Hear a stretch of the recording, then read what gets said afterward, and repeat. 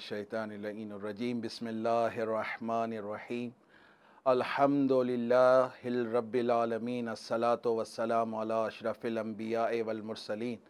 व शफ़ी ज़ुनूबिना व तबीब क़ुलूबिना बिल क़ासिम मुहम्मद व अहल बैत तय्यबीन ताहिरीन अल मासूमीन अल मज़लूमीन लअनतुल्लाहि अला अदाइहिम अजमाइन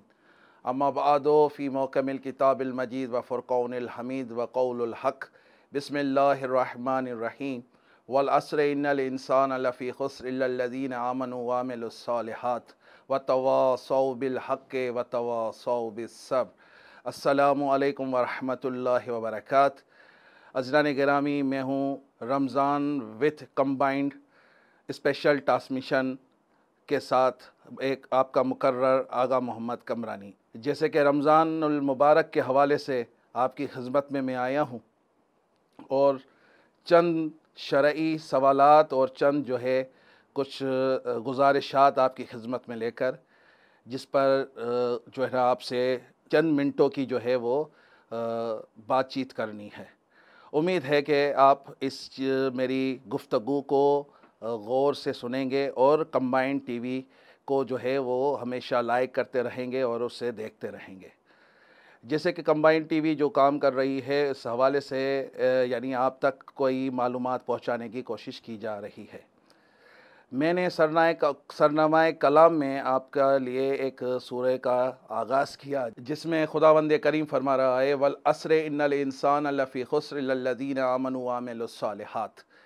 ये रमज़ानुल मुबारक के हवाले से मैंने मखसूस सूरह को लिया है, जिसमें अल्लाह कह रहा है कि असर की कसम यानी वक्त की कसम, इंसान खसारे में है। इल्लल्लज़ीना आमनु व अमिलुस्सालिहात, बस वही इंसान जो है वो कामयाब जाएंगे जो ईमान लाएंगे और अमल साले करेंगे। वतवासौ बिल हक़्क़ि वतवासौ बिस्सब्र, और जो सब्र से काम लेंगे और जो हक़ के साथ रहेंगे वही कामयाब जाएंगे। यानी मैं पहले भी प्रोग्रामों में ये कह चुका हूँ कि असल दीन का नाम जो है वो इस्लाम है, और वही इस्लाम वो दीन है जिसको खुदा ने अपना दीन करार दिया है। और खुदा के दीन के अलावा जो भी अदियान दुनिया में फैले हुए हैं उनका कोई भी मतलब नहीं है, वो इंसानी फ़िक्र के, अक़ल के और इल्म के पैदा करदा दीन है, जिनसे इंसान को शायद वक्ती तौर पर तो कोई फ़ायदा पहुँच सकता है, लेकिन असल फ़ितरी तौर पर इंसान को फ़ायदा जो पहुँचेगा वो फ़कत इस्लाम से ही पहुँच सकता है, जो दीन खुदावंद करीम का दीन है। और खुदावंद करीम इंसान को बता रहा है, वाज़े वाज़े बता रहा है कि इंसान तू खसारे में है। अगर तू दूसरों की तरफ गया, मुझसे जुदा हो गया तो तू खसारे में चला जाएगा, अगर तू मेरी तरफ पलट आया तो तू जो है कामयाबी की तरफ जाएगा। और तेरी कामयाबी इसमें है कि तू वतवासौ बिल हक़्क़ि वतवासौ बिस्सब्र, यानी तू जब हक़ पर हो और जो है सब्र से काम ले। हमारे पास सबसे ज़्यादा इस दुनिया के अंदर जो है सब्र को ये समझा जाता है, यानी कोई किसी पे जुल्म हो रहा हो और वो बंदा उस जुल्म को बर्दाश्त कर रहा हो तो यानी ये सब्र है। हकीकत में आइमा अतहार ने इस सब्र को सब्र करार नहीं दिया। सब्र वो है कि आपके पास क़ुव्वत भी हो, आपके पास ताकत भी हो, आपके पास वुस्अत भी हो, और उसके बाद भी आप अपने से कमज़ोर बंदे पर अमल न करें तो यानी ये सब्र है। और हक़ उसे कहते हैं कि यानी आपको मालूम हो कि सारी चीज़ें अपनी जगह पर हों, लेकिन एक चीज़ जो है उस मकाम पर रखनी चाहिए जिस पर उसको रखने का हकीकत में हक़ है। यानी इसकी छोटी मिसाल दे दूं कि अगर मेरे सर पे ये अम्मामा रखा हुआ है, इस अम्मामे की एक अदना सी कीमत हो, अदना सी जो है इसकी जो ना बाज़ार में इसकी कीमत रखी गई हो, लेकिन इस अम्मामे को मैं एक जूती पहन कर बैठा हुआ हूँ जो जूती अम्मामे की कीमत से बहुत ज़्यादा कीमती है, लेकिन मैं उस जूती को अपने सर पे नहीं रख सकता क्योंकि ये हक़ नहीं होगा। अगर मैं कीमती जूती को अपने सर पे रख दूं और अपने यानी कम कीमत वाली चीज़ को, यानी जो सर पे रखी जाती है या टोपी या अम्मामा, उसको मैं अपने पैरों में रखूं तो सारा अक्लमंद ज़माना ये कहेगा कि आपने जो है अदल नहीं किया बल्कि आपने नाइंसाफ़ी की है, आपने अदल के ख़िलाफ़ अमल किया है। क्योंकि अदल उसे कहते हैं کہ جو چیز جہاں کی لائق ہو، جہاں کی قابل ہو، جس محل پہ رکھنے کے لیے اسے وضع کیا گیا ہے، اسی چیز کو اسی جگہ پہ رکھو تو یہ چیز جو ہے وہ زیادہ کارگر اور جو ہے کامیاب جائے گی۔ تو یعنی حق یہ ہو گیا کہ آپ جو چیز جس جگہ کے لیے ہے اس جگہ پر رکھنا، اسے حق کہا جاتا ہے۔ اگر اس کو اپنی اصل جگہ سے ہٹا دیا جائے تو پھر وہ حق پر نہیں ہوگا بلکہ وہ باطل عمل ہوگا۔ پھر وہ دنیا میں آپ اب کسی بھی شعبے میں لے جائیں کہ جس شعبے کو اپنے حق پر نہیں چلنا ہے، اپنے حق پر گامزد نہیں ہے، اپنے حق کی بات پر نہیں ہے، تو پھر اس شعبہ جات میں بہت ساری چیزیں آتی ہیں اور بہت سارے مسائل پیدا ہوتے ہیں، اور ان مسائل سے دنیا کے اندر بہت سارے اختلافات اور فتنے پیدا ہوتے ہیں، بہت سارے فسادات پیدا ہوتے ہیں۔ وہ فقط اس لیے پیدا ہوتے ہیں کہ وہ چیز اپنے معیار اور اپنے محل سے ہٹ جاتی ہے، تو بہت ساری چیزوں کو وہ غلط قرار دی جاتی ہے، اور اس سے جو ہے بڑے بڑے نقصانات زمانے کے اندر انسانیت کے اندر پیدا ہوتے ہیں۔ اور اسی لیے ہی جو ہے اللہ تعالیٰ نے زمانے کو بتایا ہے کہ آپ صبر کے ساتھ بھی رہو اور حق کے ساتھ بھی رہو، اور یہ صبر اور حق ہی ہے جو انسان کو جو ہے وہ اپنے محل پر اور اپنے کردار پر باقی رکھتا ہے، اور اسی کردار پہ انسان جو ہے وہ قائم و دائم رہ سکتا ہے۔ اب میں آپ سے تھوڑی دیر کے لیے اجازت لوں گا، چلتے ہیں ایک وقفے کی طرف۔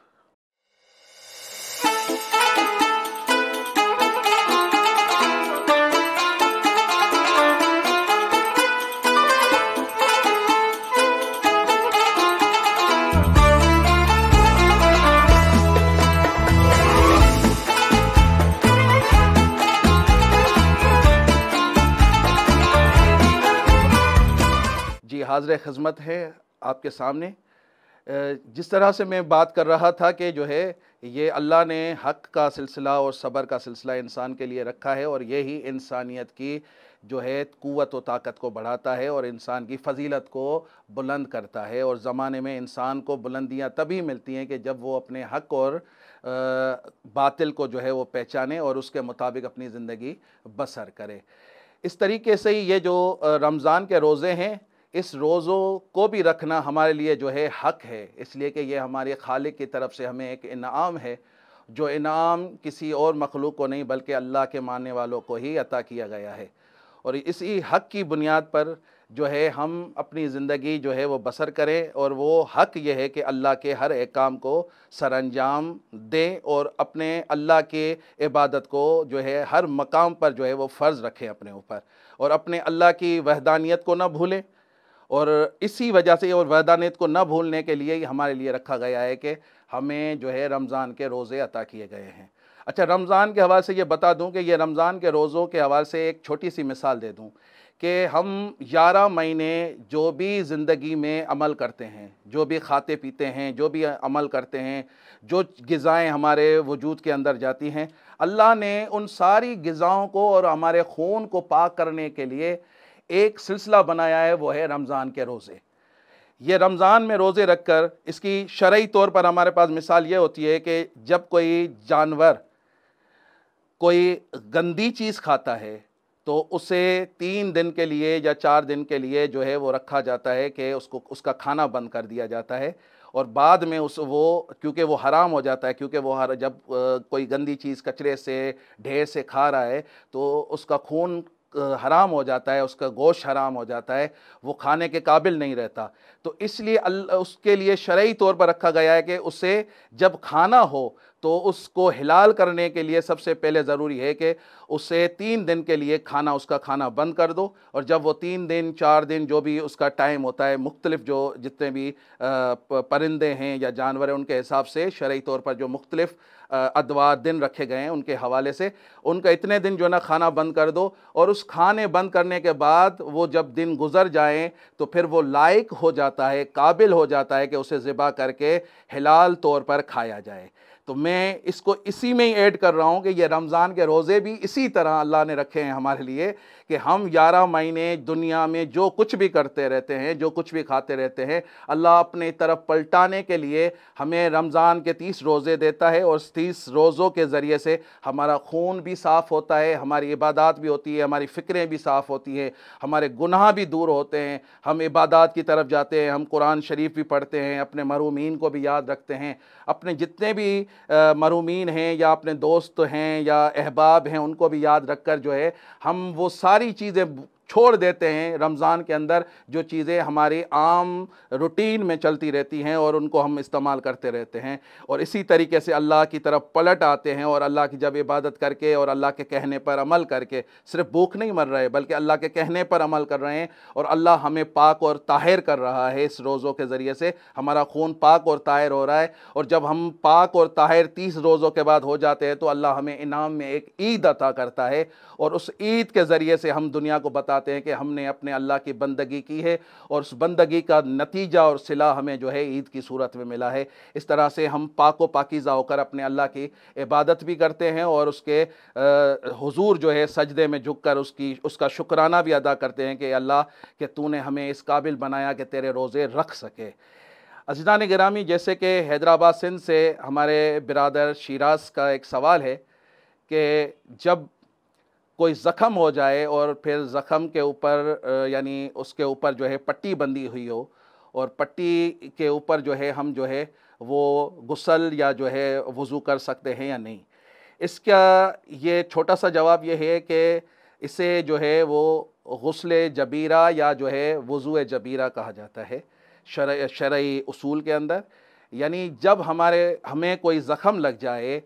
تو اور اس کے اوپر کوئی پٹی بندھی ہوئی ہو، اور اس پٹی ہٹانے سے ہمارے زخم میں اور زیادہ تکلیف ہونے کا اندیشہ ہو، تو اسے ہٹایا نہ جائے بلکہ اسے اسی مقام پہ رکھنا چاہیے، اور پھر جب ہم وضو کریں تو اس پر فقط اپنا ایک گیلا ہاتھ جو ہے وہ پھیر دیں، یا اس کے اوپر ہم کوئی پلاسٹک وغیرہ لگا دیتے ہیں تو اس پلاسٹک کے اوپر جس طرح سے ان اعضاؤں پر جہاں سے وضو کرنا ہے تو ان جگہوں پر جو ہے ہم مسح کرنا ہے یا پانی لگانا ہے، تو ہمیں اس زخم کو چھیڑنا نہیں چاہیے بلکہ ہمیں نیت کرنی چاہیے غسل جبیرہ کی یا غسل وضو جبیرہ کی، اور اس طریقے سے ہمیں جو ہے وہ اپنا وضو بھی مکمل کرنا چاہیے اور اپنا جو ہے غسل بھی مکمل کرنا چاہیے۔ اسی طریقے سے جو ہے ہمارے شرعی